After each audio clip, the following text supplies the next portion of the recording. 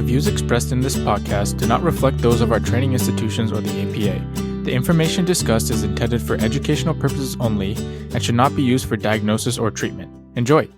Hello, everyone. Thank you for joining us on the AJP Residence Journal podcast. My name is Bharat Sampathi. I'm one of the board members. Today, we'll be speaking with Dr. Noah Phillip on the topic of neuromodulation. Dr. Phillip is an associate professor of psychiatry and human behavior at the Alpert Medical School of Brown University and is lead for effective and cognitive research at the Center for Neurorestoration and Neurotechnology at the Providence Veterans Affairs Hospital. Hi, Dr. Phillip. Thank you so much for joining us today. How are you doing? I am doing very well. I think as best as one can ask in these day and age, but thank you very much and delighted to be here. So I was thinking we could just dive right in. I wanted to start by asking you about how you found your interest in neuromodulation.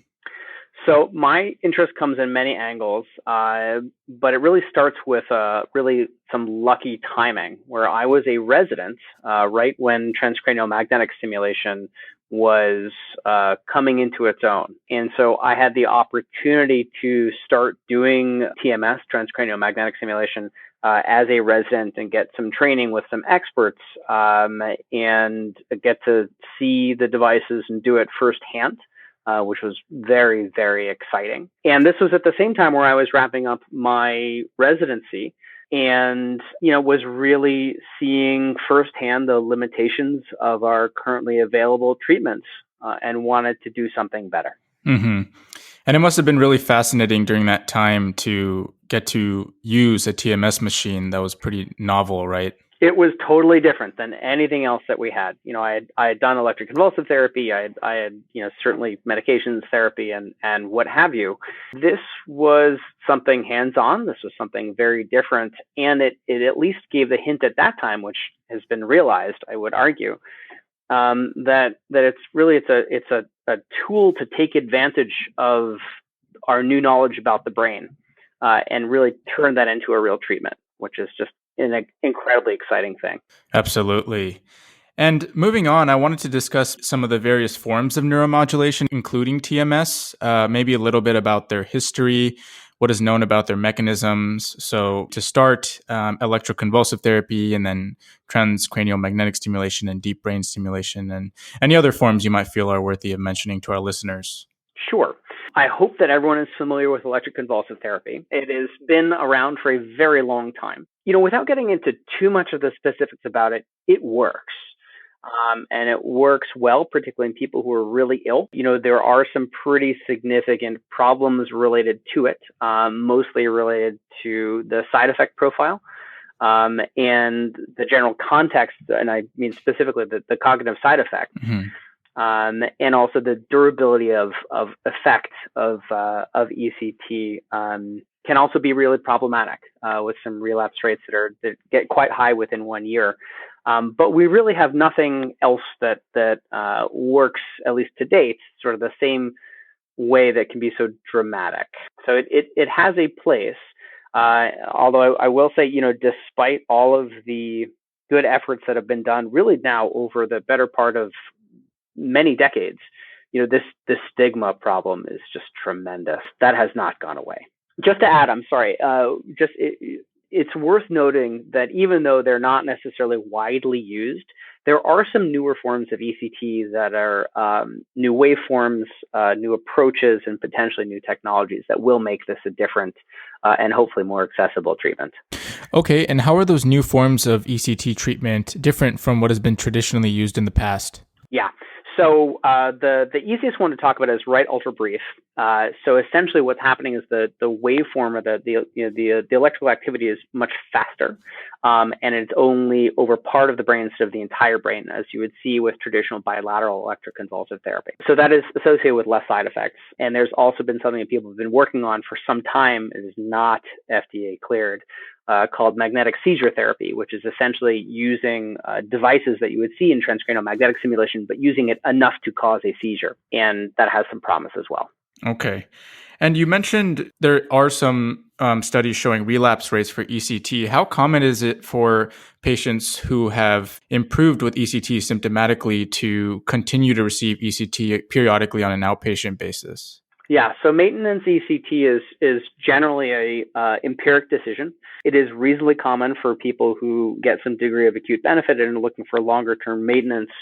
There is a nonlinear relationship, however, between getting these maintenance treatments and later cognitive side effects. And what I mean by that is at times that the cognitive side effects will come up idiosyncratically when they haven't otherwise been there. Okay. You mentioned the stigma and how that continues to play a role in providing ECT for patients. And based off my experience, I know ECT was quite frequently used in the mid 20th century before falling out of favor in the 1970s. Especially, it seems like after the release of the movie One Flew Over the Cuckoo's Nest, where Jack Nicholson undergoes ECT as a form of torture for misbehaving. Since then, has it been making any sort of comeback? ECT has had a number of champions over the years. Kitty Dukakis is sort of the best example. It has not been very successful, and I'll tell a quick personal anecdote, which was I was in training at the time, and I was at a party. Boy, back in the days where you could be around other people. I was at a party. This is not people I was working with. And one of the people at the party mentioned that they had received electroconvulsive therapy. And you could literally see everyone else at the party just backing away and disengaging. And it was awful. That stigma is there, and it is very, very real. Yeah, and I'm on the medical psychiatry unit here at Kaiser right now, and I see the same thing when we're trying to get patients ECT. There's this reflexive fear regarding ECT just from the stigma and the way it's been portrayed on social media, which is pretty unfortunate. But hopefully over time, this stigma can dissipate. Sure.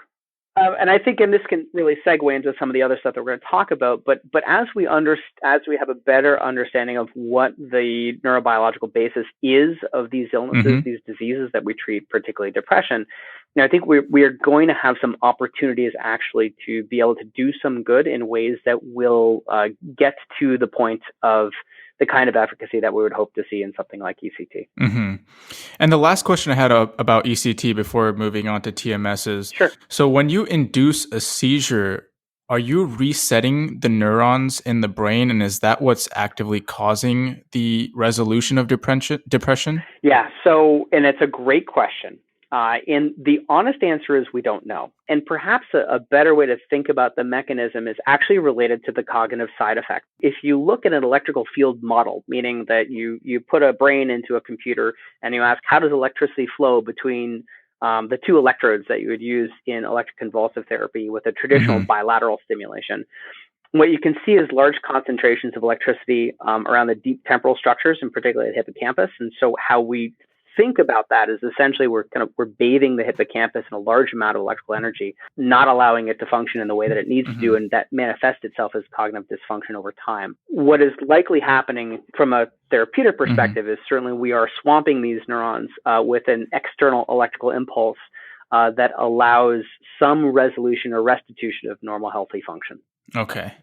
Yeah, thank you for the explanation. Maybe we can move on to TMS now? Sure. Yeah, so transcranial magnetic stimulation, TMS, so it's been around now for a little bit over a decade, and started really originally and really most used for the treatment of depression.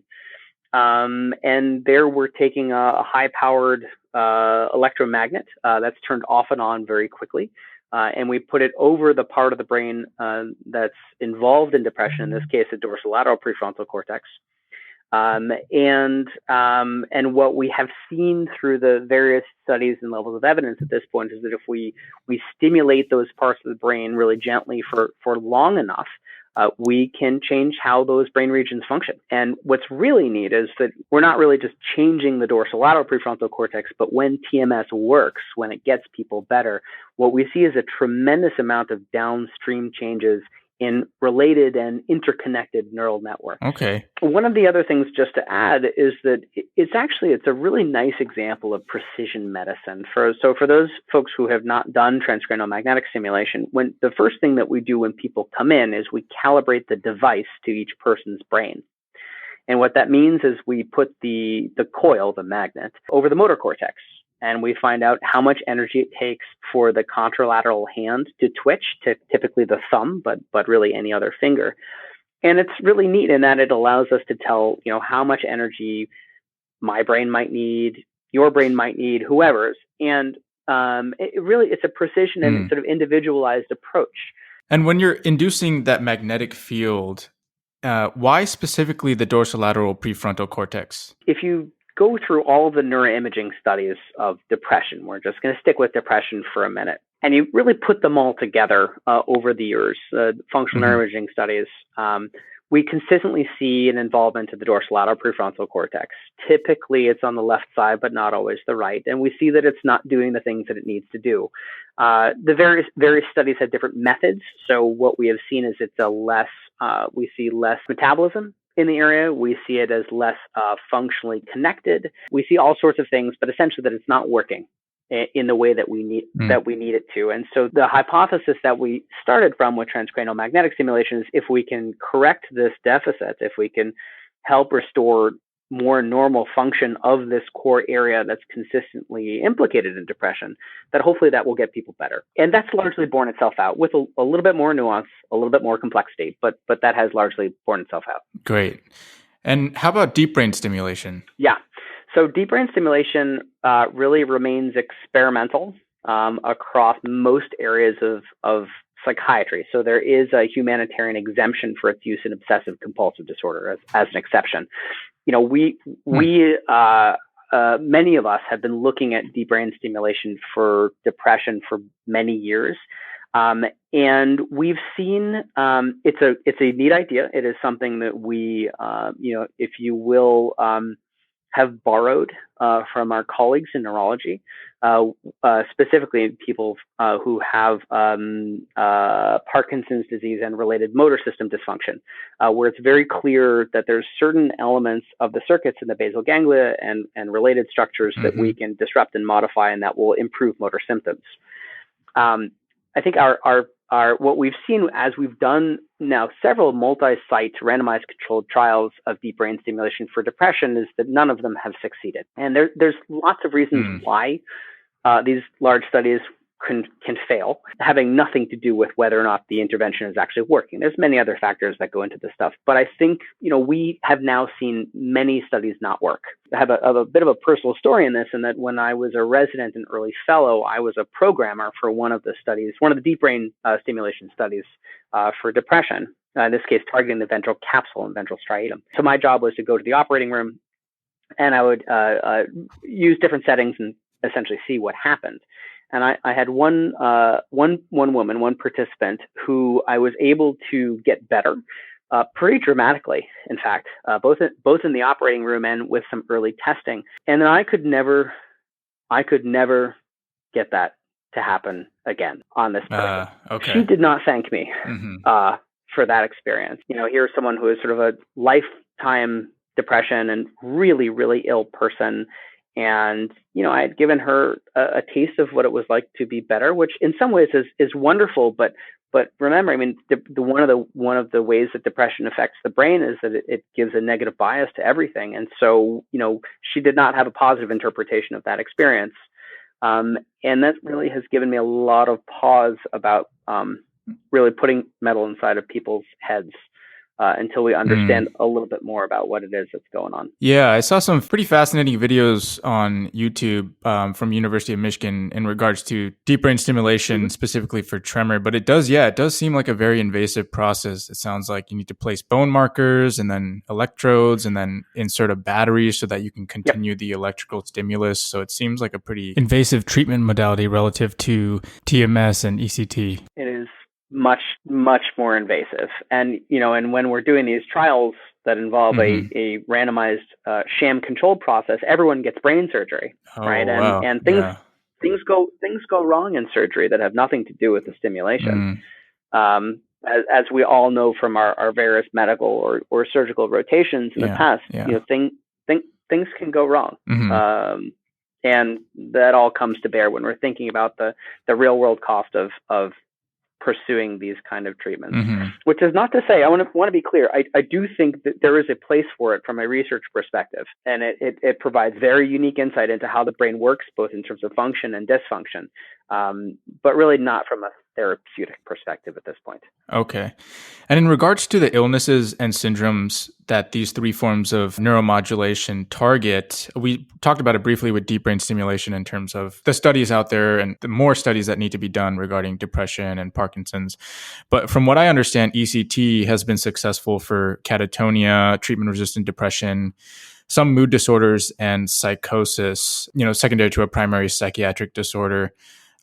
Primary psychotic disorder. Is there anything I'm missing in terms of what ECT specifically is useful for? And bipolar mania. Bipolar mania. Okay. And then how about TMS? We talked about depression, but has there been any other studies regarding its use for other disorders? Yeah, so it's been studied the most in depression. So it is FDA cleared for treatment-resistant depression. That said, it's also FDA cleared at this point for obsessive compulsive disorder when paired with some symptom provocation. And there is at this point a reasonable body of efficacy data supporting its use in PTSD and most likely in schizophrenia. That data is not to the point where it has FDA clearance yet, but it's pretty consistently positive and certainly indicative that it can be helpful. Okay. And then the side effects for TMS, from what I understand, are pretty benign. I've read about scalp pain. What other side effects do patients complain of for TMS? Yeah, honestly, the biggest side effect of TMS is the inconvenience of coming every day. It's really, so one of the reasons actually I really love it is that, oftentimes the most common problems that we have with it are just not serious, right? So scalp pain, stimulation site discomfort, it often will make people's eyebrows twitch. Sometimes you can get some peripheral muscle movement, particularly folks who have very developed master muscles, people who grind their teeth at night, their jaws can shake a little bit. And it is possible to have a seizure with transcranial magnetic stimulation. I have been lucky enough at this point for my entire career to never have anyone have a seizure. You can see me knocking on wood, but the reason and they're actually really quite rare. And the reason being is that, getting back to what we were talking about earlier, this is a precision medicine procedure where we have people come in and we calibrate the device to each person's brain. There are some situations where it's not safe to deliver electromagnetic energy. So those are, when people have metal implanted in their head, things along that line, we don't do it. That's just not safe. We also have to be very careful when people have what I would call an unstable seizure threshold, meaning people who are irregularly taking drugs that affect the seizure threshold. So irregular use of benzodiazepines, irregular use of stimulants, those kinds of things we have to be very careful about. And certainly folks who are who are seriously abusing drugs and alcohol, I will say we can do it. This is sort of, if you will, off-label use, but I certainly have treated a number of individuals who have very difficult and out-of-control substance use problems. And what we do is we just do a motor threshold every day. And that's a lot of work, but we do it for those folks who are in really dire situations. And now, what is the difference between TMS, RTMS, and tDCS, or transcranial direct current stimulation? Yeah. So here we have a bit of an alphabet soup problem. And so TMS is transcranial magnetic stimulation. You can think about that as like an umbrella definition of anything that uses a high-powered magnet. And within that, there's lots of different kinds of TMS. So there's what would ordinarily be called kind of single pulse TMS. So when you're delivering literally a single pulse of TMS, or a paired pulse, a series of pulses that are designed to elicit different neurophysiologic effects or things along that line. And it's kind of like experimental use in research or mapping a lesion before brain surgery, for example. That's sort of single pulse TMS work.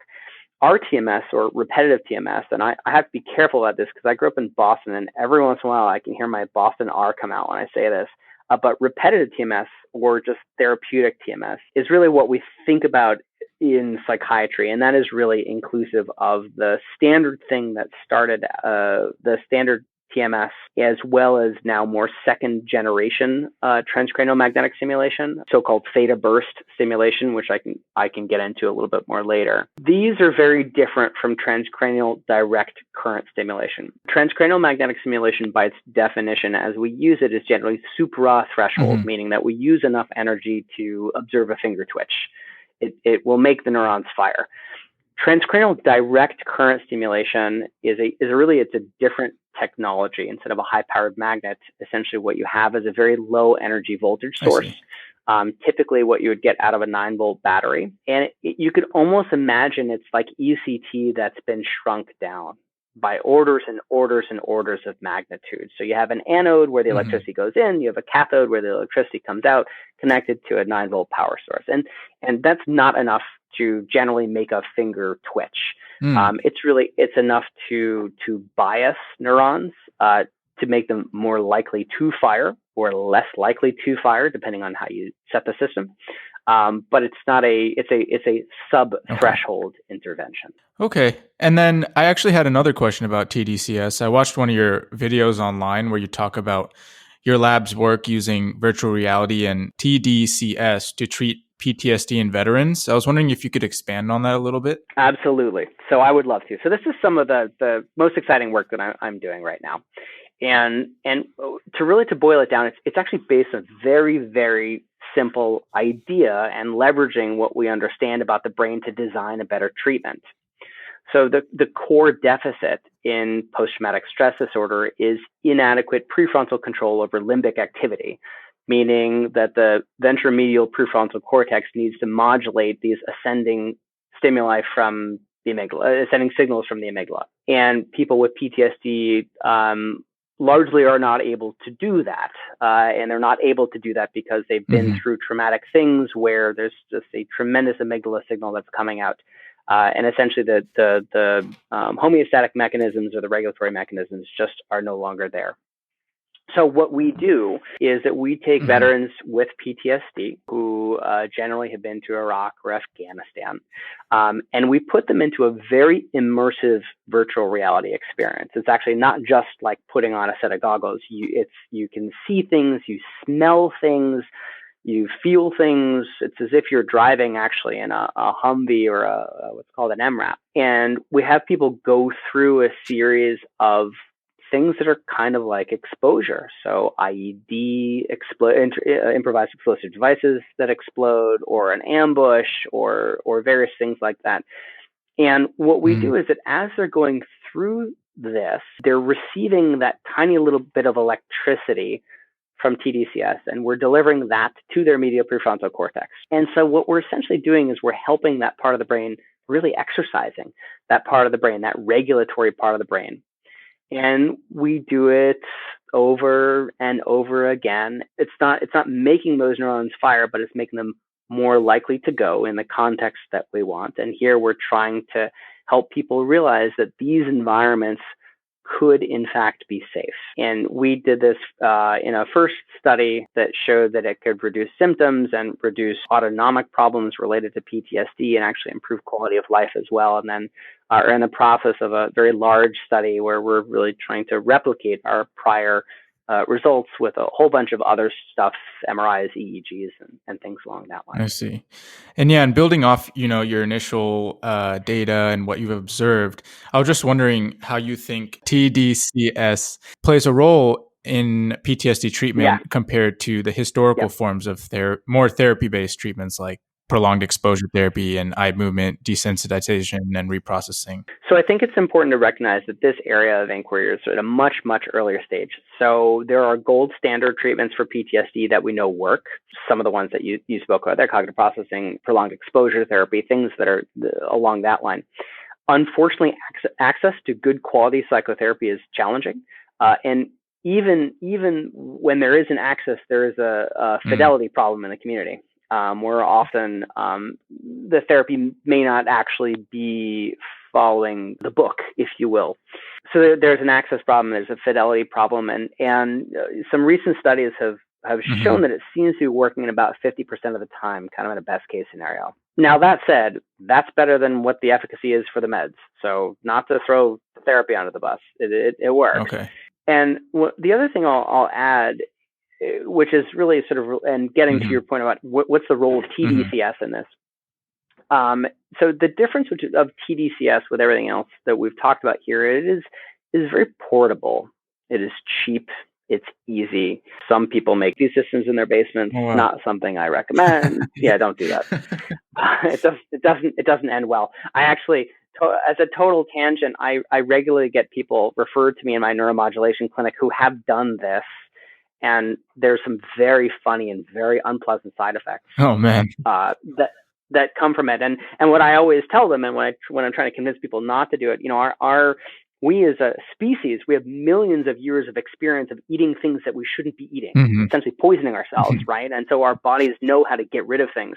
We have exactly zero evolutionary experience modulating the membrane potentials of our brain. There's just not the same homeostatic mechanism. Anyway, so yeah, don't do that.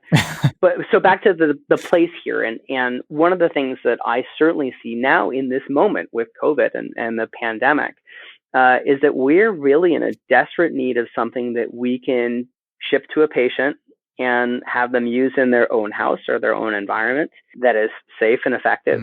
And of the technologies we've talked about today, electroconvulsive therapy, transcranial magnetic stimulation, deep brain stimulation, all of these are, to put it lightly, not cheap. These require a tremendous amount of infrastructure, or tremendous amount of electricity, for that matter. Whereas tDCS, if it is shown to work, and that's really where we're at still with this, I think represents a likely very safe and very scalable and very cheap technology that will solve a lot of our access problems. Yeah, and that's a very good point, especially given COVID and PTSD veterans or PTSD secondary to sexual assault, and they might be in rural areas. How do we get them treatment, right? Exactly. Yeah. And the other thing I was actually looking up before, also going back to the therapy forms, is, as you mentioned, a large part of the effectiveness of prolonged exposure therapy, for example, can depend on who is actually providing that treatment, their experience and their training in that field too, which is highly variable from hospital to hospital. So this would actually kind of level that out if it actually does end up being effective as further studies are done, as you mentioned. Yeah, exactly. And another question I had is, what do you think is one of the bigger, more important, and perhaps stigmatizing misconceptions that function as barriers to neuromodulation in psychiatry today? So one of the things actually that my patients always tell me is that there really is something existentially different about having a magnet put on their head, as opposed to, you mentioned ECT, but even different than taking a pill. So people don't feel the same stigma or the same feeling of somehow that there's something wrong with them that they get with a pill. It is different when they're going through and having a procedure done.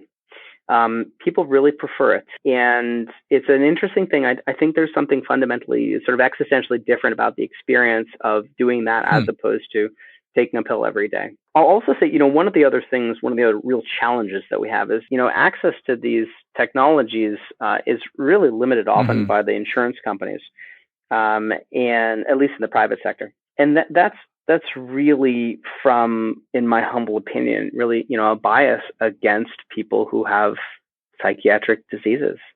And it's a broader bias that we all have to be fighting as we represent these as illnesses of the brain, just like illnesses of the heart, lungs, kidneys, etc. That's a challenge that we all are fighting together. Yeah, and I actually just did a podcast on psychodynamic psychotherapy, and that was one of the other concerns regarding how insurance companies have been aversive to that form because of the longitudinal form of that treatment, over the course of years in terms of reimbursement or copay. So it definitely sounds like there's some barriers in terms of finding the right treatment for particular individuals and their particular syndromes or diseases. Sure.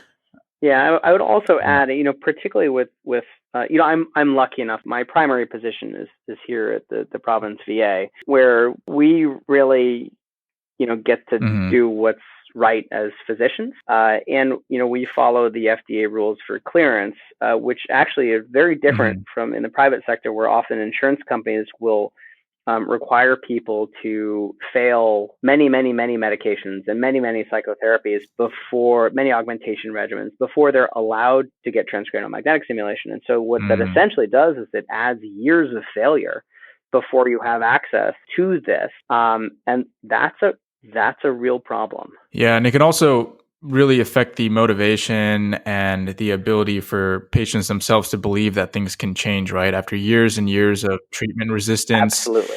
finally getting approval for neuromodulation, it might still be hard for them to wrap their heads around the fact that this could actually work, right? Exactly. And let me even, and politely so, but let me even challenge you with this idea of treatment resistance. And, we don't have a biological correlate of what that is.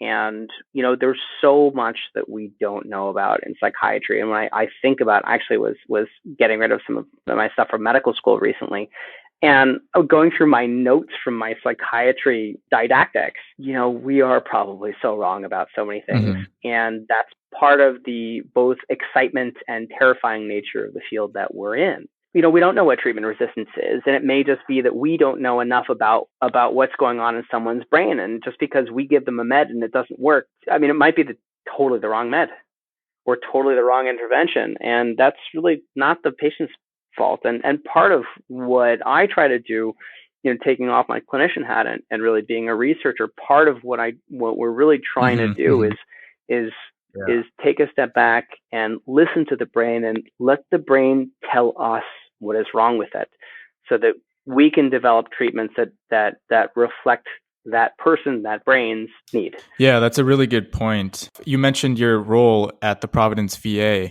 and I wanted to learn a little bit more about your function there. From what I understand, you are the lead for effective and cognitive research at the VA RR&D Center for Neurorestoration and Neurotechnology. What exactly does that mean? That is a mouthful. Yeah. What that means is that I am lucky enough to be in a position where I get to both conduct my own studies and oversee a number of studies, all that are devoted to, putting it succinctly, it's really our job is to design and develop and deploy new treatments for people who have various neuropsychiatric conditions. So the part that I do is focus on the psychiatry side, PTSD, depression, suicidality, those kinds of things. So we have a number of different studies. We talked about using virtual reality to help with PTSD. We have another study where we recruit people off the inpatient psychiatry unit, generally after a suicide attempt, and give them a combination of brain stimulation and therapy to see if that combination will help them get better faster. And a bunch of other approaches, what we would call using sort of big data approaches, various different sort of mathematical modeling and et cetera, to help us unpack what it is that we see and understand when people get better, why they get better. That's my side of it. There's another part of the center that deals with brain-computer interface, particularly with people who have paralysis or ALS. There's another portion that deals with amputation and limb dysfunction. All really together using technologies to really to do a better job and to find ways that we can help people. And the other part about it, and one of the parts I really love, is I have many residents who work with us and come through both for rotations and for research track residents and other trainees and people who want to be going to medical school, and so get a chance to help them sort of see what the future can be, even before they're in the process, and really get that enthusiasm at an early time. Yeah, it sounds like a great opportunity for both research and mentorship. Great. So just a few more questions. One of them was neuromodulation's future. How do you see it fitting into the future of psychiatry? Yeah. So I would love to see this. It really needs to be more of a first line treatment in terms of, certainly in terms of transcranial magnetic stimulation. So this is a treatment that has a quite reasonable bit of efficacy with none of the systemic side effects that we expect to see from medications and et cetera. So this really would be best suited in primary care offices. This is probably one of the things that we should start from. So I would love to see it there. There's also a number of other technologies that are coming online. So we talked a little bit about tDCS in terms of one of the options, and one of the other technologies that I work on is called focus ultrasound, where essentially what we're doing is we're taking an ultrasound device and delivering millimeter size modulation deep into the brain, much like we would be trying to do deep brain stimulation, but without the metal. That may provide an opportunity to get at these really deep brain structures that are at the crux of many of our illnesses, without the attendant risks of other things that we've been doing. So the other thing I'll say is that, so much of the work that we've done to date is in depression. And so we understand a lot about how these things work for depression, and that's great. But it doesn't stop there. And we've concluded a lot of these things, TMS works for depression, but the reasons that they work may have nothing to do with our illnesses or the names that we call our illnesses. I think we're all familiar with the limitations of our diagnoses. We look at what these technologies may be are neurocircuit ways to help restore more normative brain function. And if that is the case, there's a lot more potential to use these across psychiatry than what we're doing right now. Interesting. Thank you for that info. So lastly, what is something you would want trainees to know about neuromodulation as they complete residency and choose different electives during fourth year? I love having trainees on the service. Rational use of this technology requires really at least a cursory level of understanding of the neuroscience underlying this technology and also the diseases we treat. Education towards these domains, and particularly of neuroscience, there's often not a lot of focus on neuroscience, and that can be a really challenging prospect. But what that means is that when you go and you do a neuromod rotation, it's an opportunity to really refresh what you know and learn some really neat new things. And different programs have a variety of emerging processes to incorporate these elements into their training, which is really exciting. The other thing I want to say is that we're still, as a field, we really don't think about procedure-based psychiatry. And so learning how to do TMS is really hands-on.